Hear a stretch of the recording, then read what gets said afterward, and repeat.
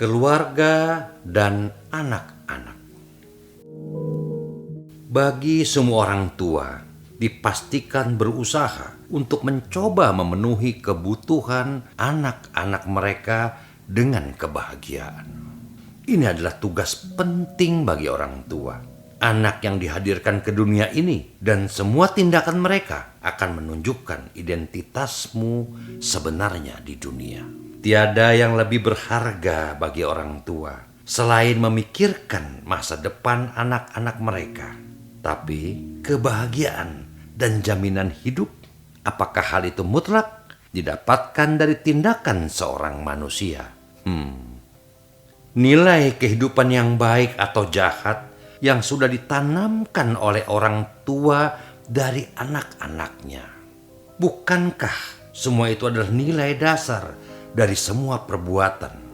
Idealisme dan pembelajaran bisa mengembangkan karakter, moral, mental, dan etika manusia, di mana seharusnya para orang tua mempunyai cara dalam mengembangkan karakter anak-anak mereka. Sebagaimana sama besar dan kuatnya orang tua mempersiapkan untuk masa depan mereka. Tetapi kebanyakan dari orang tua dalam prosesnya hanya terpaku dan terpusat dalam menjamin masa depan anak-anak mereka akan materi dan kekuasaan serta kekuatan. Orang tua lupa untuk meningkatkan karakter anak-anak mereka. Juga orang tua yang terlalu khawatir akan masa depan anak-anak mereka, maka sang orang tua tidak akan mendapat keuntungan apapun dari mereka. Akan tetapi, bagi orang tua yang tidak merasa khawatir akan masa depan anak-anaknya, namun lebih mengutamakan pengembangan karakter, moral, mental, dan etika untuk masa depan anak-anaknya, maka dunia akan memuji anak-anak mereka. Karena masa depan anak-anaknya sudah terikat dengan takdirnya masing-masing. Namun karakter, moral, mental, dan etika anak-anak harus dibentuk oleh para orang tua dan lingkungan, agar sang anak dapat mampu, kuat, dan sadar dalam menyambut masa depannya sesuai dengan takdirnya masing-masing. Coba perhatikan pada kehidupan yang nyata ini, bahwa anak-anak yang sukses hidupnya adalah kebanyakan atau pada umumnya berasal dari anak-anak yang kehidupan masa kecil dan remajanya dalam lingkungan yang kurang mampu. atau anak-anak yang ditinggal oleh ayahnya dan dibesarkan oleh kekuatan cinta sang ibu.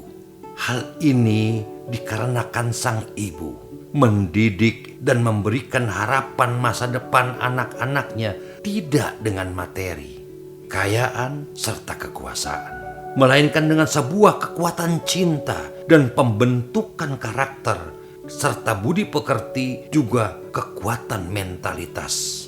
Sebaliknya, anak-anak yang sejak kecil ditinggal oleh ibunya dan dibesarkan serta diasuh oleh ayahnya, tidak semua atau kebanyakan mereka mempunyai kekurangan mentalitas dan budi pekerti, juga lebih cenderung ego serta otoriter, sehingga mereka kurang berhasil.